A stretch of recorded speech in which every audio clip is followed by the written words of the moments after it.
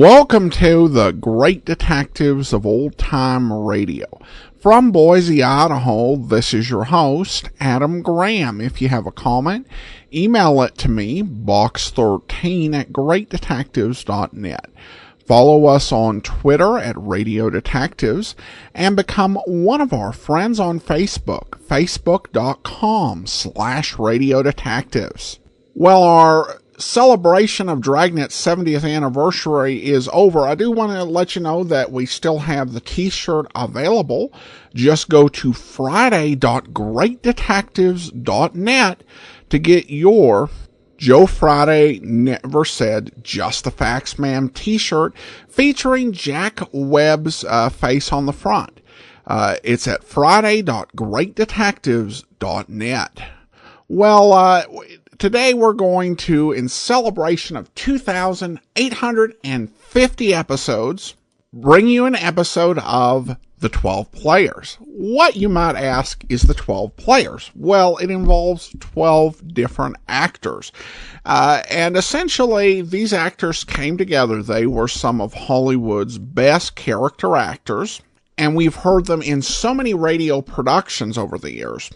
And essentially they formed this cooperative where they were going to appear in this weekly program with a variety of different types of scripts for them all to get chances to work. And even if it wasn't your turn to appear in the production, everybody was expected to be in the studio and to provide whatever support they could for the production. Like one week, Benaderet needed to be in a production, and she needed somebody to watch her little boy. So Lorene Tuttle took care of that. So it was that sort of atmosphere. This series ran in the summer of 1945, and there was a revived series in the spring of 1948. Today's episode was originally aired August the 18th of 1945, and this one is The Lady and the Letters. Jack Moyles. Lorene Tuttle. Edmund McDonald. Kathy Lewis. Jay Novello. B. Benaderet. Mary Jane Croft. David Ellis. John Lake. Charles Lung. Howard McNear. Herbert Rawlinson. Ladies and gentlemen, these are 12 players, a dozen of Hollywood's outstanding radio artists who have formed this organization to bring you, under the direction of Ray Buffum and through the cooperation of the Columbia Broadcasting System, the unusual in radio entertainment. Tonight, 12 players present The Lady and the Letters.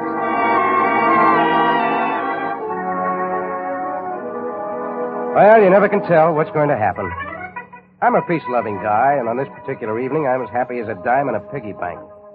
I just knocked over a nice piece of change by acting as the middleman for an insurance company in the recovery of some stolen rocks. And I couldn't wait to tell Liza. She doesn't think being a private detective is very dignified, and she's told me about 1,000 times she'll never marry me as long as I stay in this racket. I called her that afternoon from the office of the insurance company when I got my payoff and asked her to have dinner with me. She okayed the deal, and I was as happy as a pickpocket in a crowded elevator. I came back here to the office to kill time until our date. I'm just sitting there cleaning my .38 special and thinking nice thoughts about Liza when the door opens and a girl walks in. What a dish. She had everything in just the right amounts and in just the right places. And a face that took my mind off Liza faster than scat.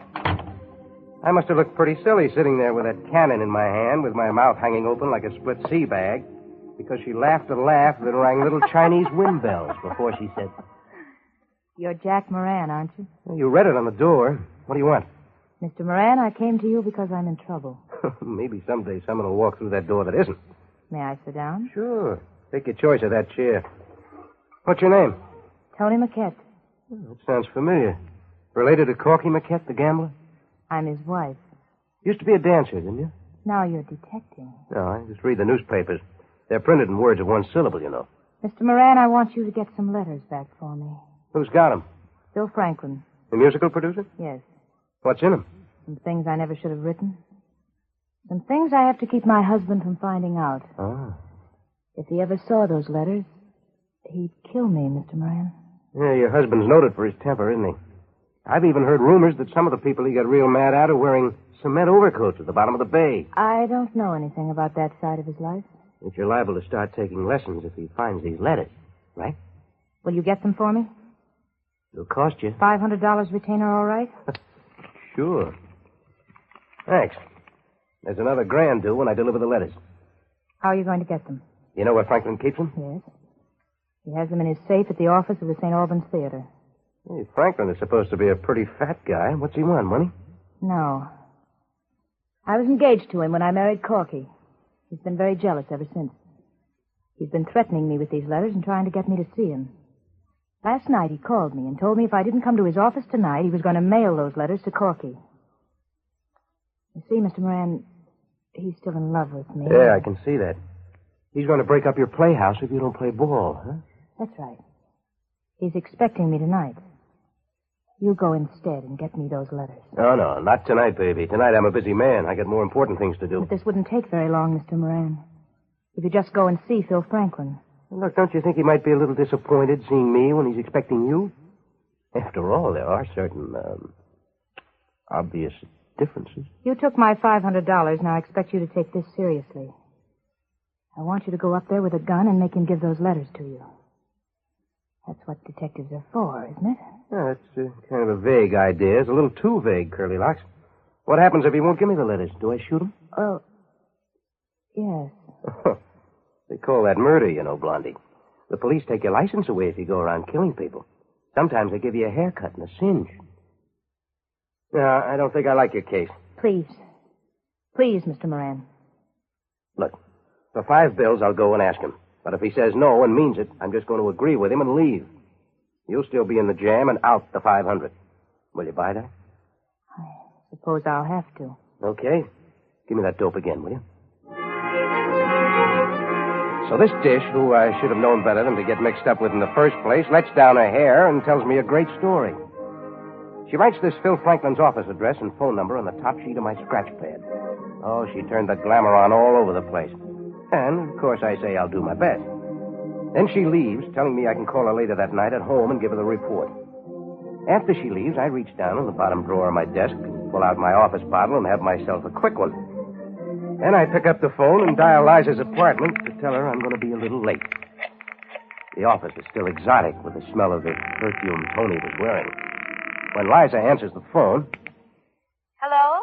Hello, Liza. This is Jack. Well, I'm not ready yet, Jack. It's I know what time it is, baby. I just called to tell you that I love you to pieces. That's sweet. And that I might be a little late. Playing cops and robbers again? No, honestly, honey, I just have to run over on Theater Row for a minute. Oh, all right, Hawkshaw. But if you're late again tonight... Honey, so help me. I'll be there just as soon as I can get there. Bye-bye. While I was talking to Liza, the door opened, and in walks a guy with about $1 million worth of clothes on and a face like the head of my grandfather's cane. Hard, knotty, and crooked. Very rugged-looking individual who I recognize from newspaper pictures as Corky Maquette. My ticker does a rumba to the tune of Annie Laurie, and I throw down the rest of my drink in a gulp. And while I'm choking, I'm figuring the percentage. My heater is laying there on the desk, broke open with the cartridges scattered out around it. I figure I might need it because this Maquette guy's mad, and he's tough, and he's big. I'm no midget, but I don't feel like playing bull to his bulldozer either. He stops in front of my desk and glares at me and says, Okay, Punk. Start talking. Got any suggestions, tough stuff? That's very funny, but I didn't come here for laughs. My wife just left here. What does she want? She came here to see me on business. Confidential business. Yeah? Look, I don't want to mush you up, pretty boy, but I'm going to massage your vocal cords a little if you find it hard to talk. Come on, don't be a hero at your weight. What does she want? Who do you think you are, the Gestapo? Okay, wise guy. When you come to, remember you asked for this. Ooh. And this big luck lunged over the desk, grabs me by the lapels. I try to fight back, but I might just as well put my hands in my pockets up to the elbows. He lifts me half over the desk, shakes me so hard my shoulder blades beat. Don't like to have to do this. I'm a tough guy to get mad, but I'm an expert at Boy Scout, you punk. Now sing. What was my wife doing here? Let go, you big moose. How do you expect me to talk with my teeth rolling sevens in my mouth? Let go, will you? Okay.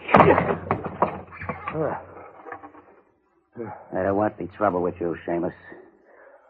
I just want to know why my wife came to a private dick. What does she want? She didn't say. She didn't, huh? Brother, you're a foolish man. I know, Tony. She wouldn't waste her time calling a private dick that has offices over a Chinese laundry in this part of town if she wasn't working on some kind of a shady deal. That dame is slipping me the cross. Oh, you think so? She's in love with someone else, huh? Not that I know of. Now, look, smart up, Junior. You know me, you know who I am. I run all the rackets in this town. I got an organization and I got money. I could make a guy like you, Moran. Is this a proposition? You're working for my wife? Why? I'll pay you double what she's paying you if you'll go to work for me. What kind of work do you have in mind? First, I want to know what she was doing up here. Now, look, I was following her tonight because I thought she was going to meet some guy. Thought she had a date, see? The kid's got something on her mind lately. I think it's another guy. Look, Is Corky, it? Look, why don't you relax? I'm doing a job for your wife. I'm not going to tell you what it is, but it's all to the good for you. You're not going to tell me what it is? No. I was waiting after that for him to come over the desk after me. He started to, then he saw my memo pad with that phone number and that office address in his wife's handwriting. He read it. He squinted his eyes until my desk light just showed me steely glints between the almost meeting lids. He threw his head back, focused on me. Then he said, What's this? Whose phone number is this? Whose office is at the St. Albans Theater? You're crashing a party you weren't invited to, Corky. Come on, talk. Who's the guy? I promised not to tell you till your birthday. I don't think I need you anymore, Seamus. I don't like wise guys. Especially I don't like you. I reached for my gun. I was going to try and knock a hole in his head before he could get those big paws of his around my stuck-out neck. But I made a mistake somewhere. I came up second. Smart, huh? You were going to swing that heater on me, huh? Cut it out, will you? Cut it out, he says. Tried to brain me with an empty rod, then he says, cut it out. Wait a minute, Corky. Take it easy. You're breaking my Oh, arm. now that's too bad. What? Let go of that heater, sucker. Okay. Thanks, Thoughtless. Now I'm going to give you your Roscoe. I'm going to give it back to you. Right across the side of your thick skull. Oh. That conk he gave me on the noggin was expertly administered. I went out as cold as an Eskimo's bath. I didn't have any dreams. I started to come to once. I remember my mind waking up just a little bit. I heard one groan and then wham! That poor old head of mine yet kissed again with something that felt like the Empire State Building. I tottered a while on the brink and then took a dive into the Grand Canyon at midnight. I don't know how long I was out that time. I just remember coming to enough to hear someone groaning. I opened my eyes. I was in my office. And brother, was I a mess. I just lay there for a while, thinking, looking straight up at the ceiling. I didn't feel so good. Put my fingers up to my head and it came away sticky. All of a sudden, I realized the phone was ringing. And I sat up and looked around. There was another guy laying there right inside the door. There was a neat little hole right in the middle of his forehead. He was as dead as a stuffed skunk. I got up to my feet and waved it over to the phone. Hello? Hello. Oh, Liza.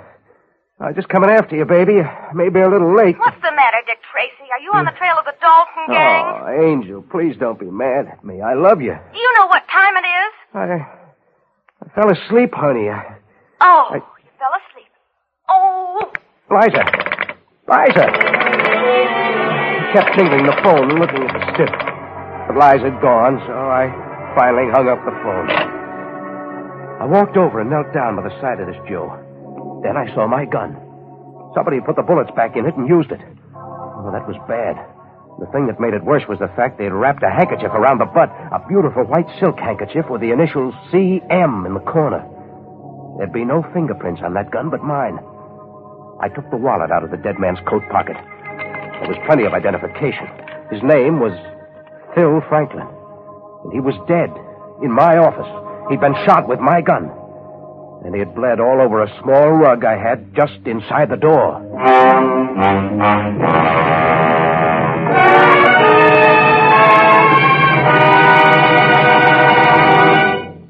Ladies and gentlemen, you are listening to The Lady and the Letters, a presentation from Hollywood by 12 Players. And now, Act Two. I picked up Phil Franklin and the ruined rug and drove to a park on the other side of town. It was about 10 o'clock by this time. I laid the body out under some bushes, and I drove to a bridge over the river. I took my knife and cut the rug up into small pieces and dropped it over the side. Then I drove to Liza's apartment.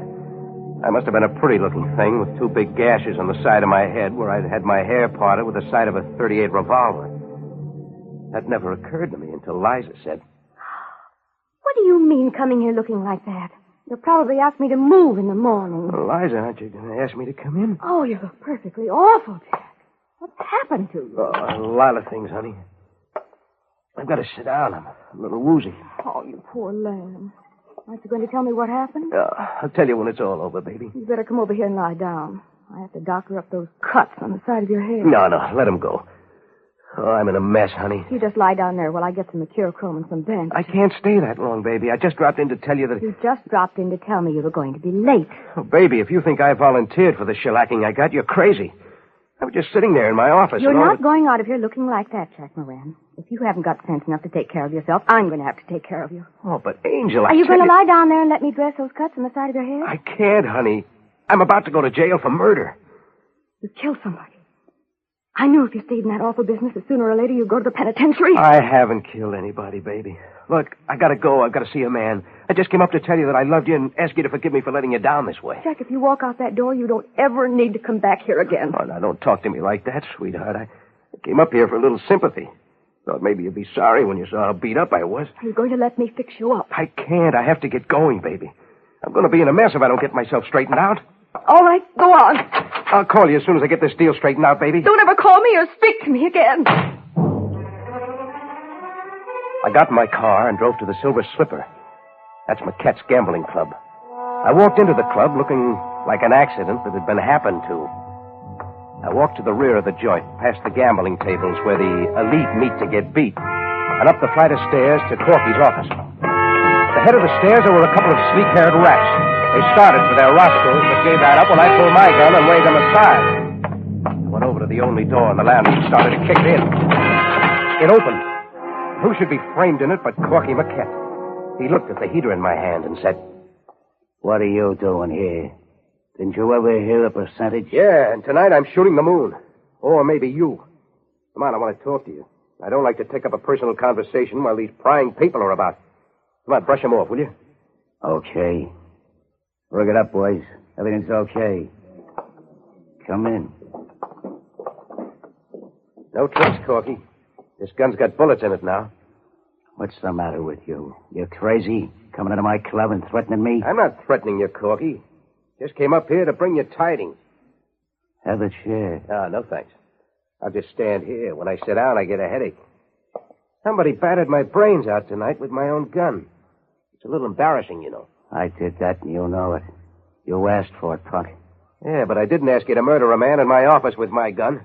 That was an added attraction I didn't pay for. Murder? Now, wait a minute. For what? Who was murdered in your office? You tried to frame me, you louse, but when the cops arrive at my office, they won't find Franklin's body there. You think I killed Franklin in your office? Oh, that's pretty corny, that injured innocence act. You weren't figuring on seeing me, were you? Not until after I was in the sneezer on a murder rap with no alibi. This is a bad beat, kid. Look, you found that phone number and that address on my desk, didn't you? Yes, I left your office and went right to the office of Phil Franklin. The address that was on that scratch pad. Oh, I believe that. I believe that Moses was found in the bulrushes. Why should I lie to you? Why shouldn't you? You worked out a frame that fell apart in the middle. The guy you framed shows up in your office and sticks a gun in your fat torso when you want to know what makes me think you're lying. Now, stop kidding, Maquette. Now, here's what I want. Your wife paid me 5 C's for a job I was supposed to do for her. You offered to double it. I will double it. You didn't murder this guy Franklin in my office and try to frame me for it? No. Give me $1,000. For what? I'm working for you, fat boy. I'm going to find out who did that little job. I still think it was you. I'd pay you $1,000 for finding out who it was. That's the first time I ever heard of a guy offering a reward for himself, but it's a deal. This is silly. Take him away, boys. Huh? What? Take it easy, chump. The lads sort of sneaked up on you, Moran.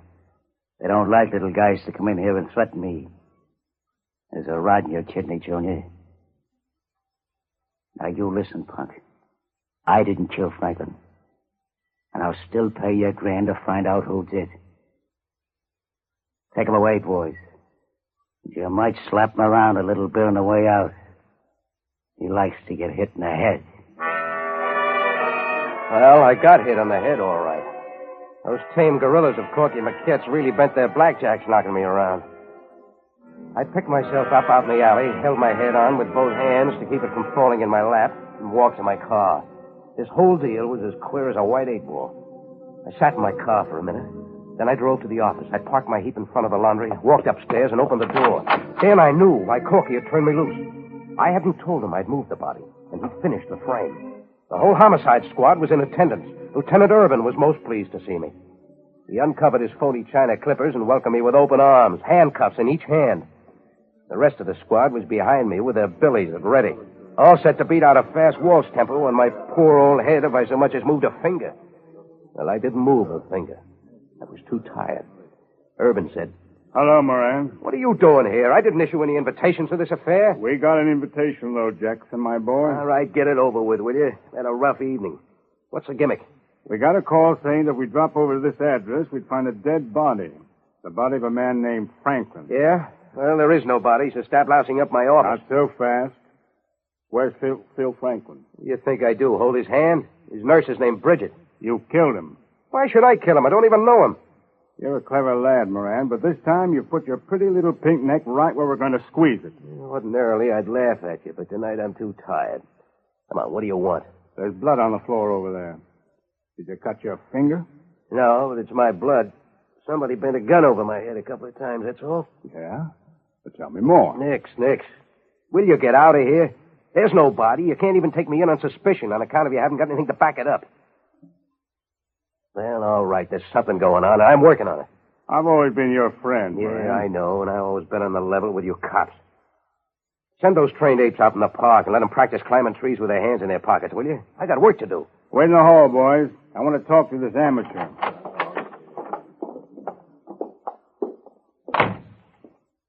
Jack, if you double-cross me, you know I'm not above framing you. Yeah, I know. You've always been on the level with me. Is Phil Franklin dead? Yeah, he's dead. I'll bring you the murderer if you let me alone.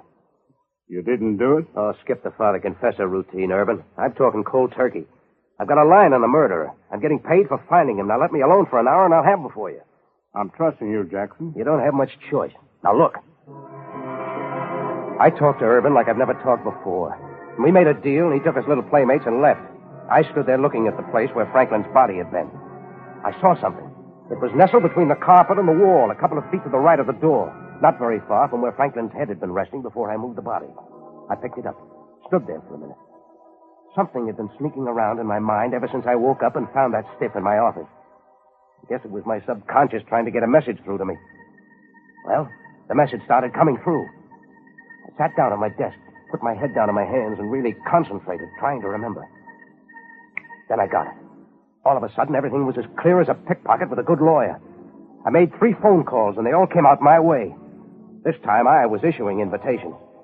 With a few breaks now, I'd have the killer sewed up, but I needed those breaks like a fan dancer needs her fans. Without them, I'd be exposed. I wasn't kidding, and neither was Urban. The stage was all set a half hour later when there was a knock at the door. I knew who was out there. I'd invited her. So I opened the door and let her in. Hello. Liza. I got worried about you, Jack. Well, aren't you glad to see me? Oh, Angel, you know I am.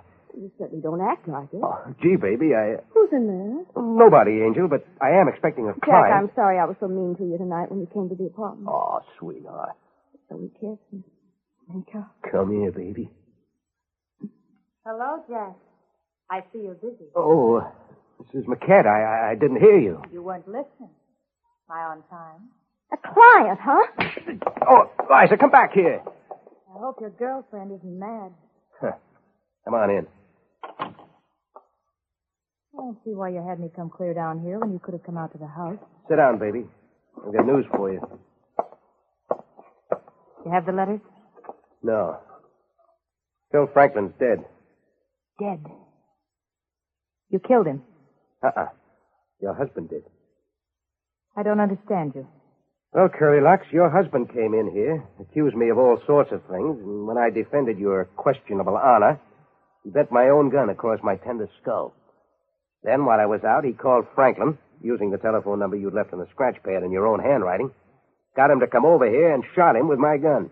Oh, no. Oh, I wish you were right. When I came to, I found this strange cadaver looking me in the face. Shot with my gun, and I didn't have a chance to frame an alibi. It was a beautiful frame, baby. And your husband's as safe as a royal flush. And the only guy the police can build a case against. But when you found the body, you... Corky's handkerchief, wasn't it? Yeah, that's right. One of Corky's monogrammed silk handkerchiefs was wrapped around the gun. Right where you left it. Right where I left it. Shut up. You couldn't have known that handkerchief was there unless you'd seen the body, could you? Are you trying to frame me for this murder? Sit down and shut up. You came back in here after Corky left. You found me laying there, knocked cold. You heard me start to come to and knock me silly again. I don't know what you're talking about. I noticed something that second I was half conscious. Something that had put the finger on the killer. I've been breaking my pick all evening trying to remember what it was. Then I found this earring on the floor, Curly Locks, right over there by the wall, just about where Franklin's head was after he'd been killed. You're crazy. The mate to it is on your other ear, Tony. I must have dropped it when I was up here to see you. You weren't near that corner. You're a smart tomato, but you slipped a couple of times, Curly Locks. You shouldn't have committed a murder, baby. You hadn't got the brains for it. You killed Franklin and tried to frame me. Okay.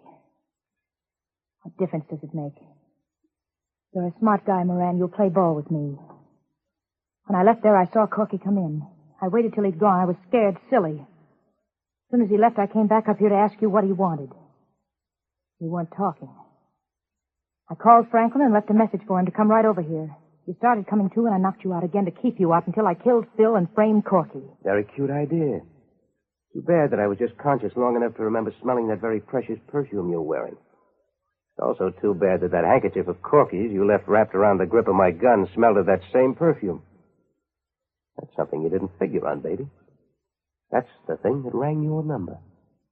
Can't you see what we have to do now, Jack? We have to stick together. I'm rid of Phil. Now we can get rid of Corky. We can burn him if you just keep your mouth shut and play along with me. I'll get $250,000 if Corky gets the business. And you and I can have it. I was looking right into her eyes, but out of the corner I saw the door from the next office open slowly. The door from the office where I'd planted Corky McKent. I saw his face, and it wasn't pretty. It was screwed up so tight it looked like the job had been done with a Stilson wrench. His eyes had tears in them and kind of a lost look. I've seen that look in the eyes of mothers when they've been told that their son's been killed by the cops. He didn't even look at me. He had a handful of Colt 45, and it was pointed right at the back of Tony's lovely neck. I was as nervous as a worm in an aquarium because I recognized some symptoms. Tony was nerving herself up to pull the trigger on me. I knew it. She was looking hard right into my eyes and talking in a level monotone. It takes nerve to kill a man, and she was hypnotizing herself. She said, "This is the way it is, Moran. If we team up, we can frame Corky for murder. With his record, he's a cinch to burn.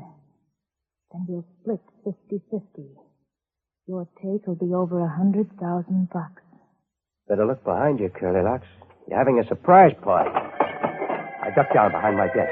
I knew lead was going to be flying, and I don't look so good in red. On account of I haven't got good sense, I took a peek around the corner. Corky had walked around in front of Tony. He was just standing there, looking at her, pointing that cannon at her.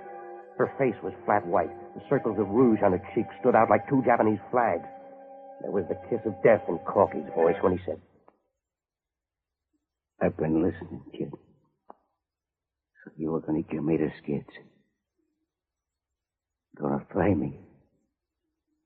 You gorgeous, dirty little... Corky, you know, I was just... Sure. You were just kidding. Well, I'm not, baby. I love you. Corky. I'm sorry, baby. big goon dropped his gun, just stood there looking down at his ex-wife. His arms were hanging as limp as dead eels. His eyes were filled with the kind of sadness I never want to see again. I had my gun in my hand when I went around the desk and took hold of his arm. He didn't even move when I said, "All right, take it easy, Corky. You're covered like a blanket." Yeah. I had to go and chill her. A dirty little... I loved her. Isn't that a laugh? Yep. Now, give me your wallet. He didn't even look up. He didn't even care. And I could hear the footsteps of cops running up the stairs. So I reached in and lifted his letter, saying, "You owe me $1,000, you know. I found the killer for you." Beautiful little double-crossing. Here's your wallet back, tough stuff. I took my $1,000. Well, hiya, Urban. Hurry, my boy. Stop that gun, Moran. What's going on here? Oh, that's a fine attitude. When I phoned you and told you to get over here, I bet you I'd have a killer for you, didn't I? Yeah? Well, you called my bet, and I raised you one. Looks like you just won the Daily Double, Lieutenant. Corky here was an added starter.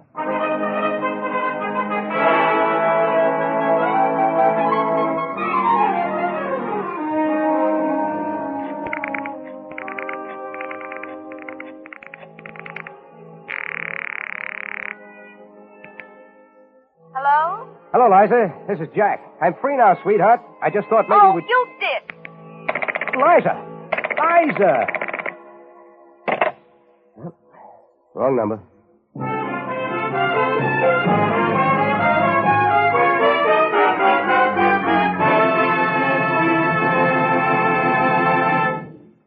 Thank you for your time, ladies and gentlemen. You're invited to listen at this same time next Saturday when...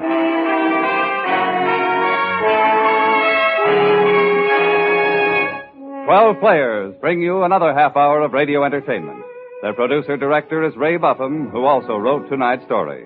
Music is by Wilbur Hatch.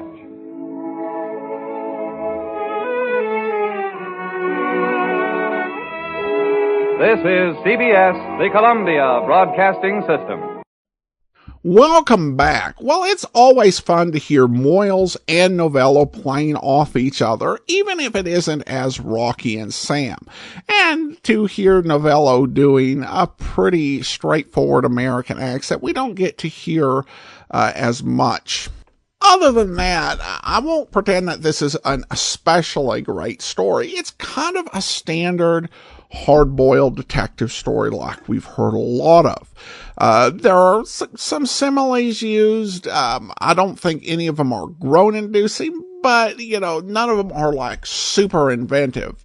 And they are a bit overused. It's like the writer understood, okay, this may be the only detective script I get to write. So I am going to get my full quota of similes in there. Now, of course, you might fairly wonder, how is this, the sort of inventive type of program that they boast about in the opening? Well, it's important to keep in mind that this was 1945. It wasn't 1948 or 49 when there were so many hard-boiled detective programs on the air. In fact, there was only one hard-boiled detective program on at this point, and that was Rogues Gallery on the Mutual Network with Dick Powell. So this story was playing off these sort of conventions that had been in books and movies and not on all of the radio detectives that would come down the line. Everybody turned in a good performance. I think Jack Moyles, of course, was great. He'd already played Rocky Jordan, so he had the talent for this sort of role. And so really the only flaw in this thing is the script. Everything else, I think, worked pretty well. All right, well, I do want to go ahead and thank our Patreon of the day. Thanks so much to Tom. Tom has been one of our Patreons since April, and he's currently supporting us at the Shamus level of $4 or more per month. Thanks so much for your support, Tom. And join us back here tomorrow. We continue our Listener's Choice Countdown with number 13 in the standard division. In the meantime, send your comments to box13 at greatdetectives.net.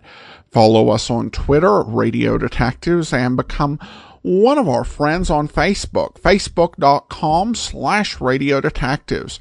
From Boise, Idaho, this is your host, Adam Graham, signing off.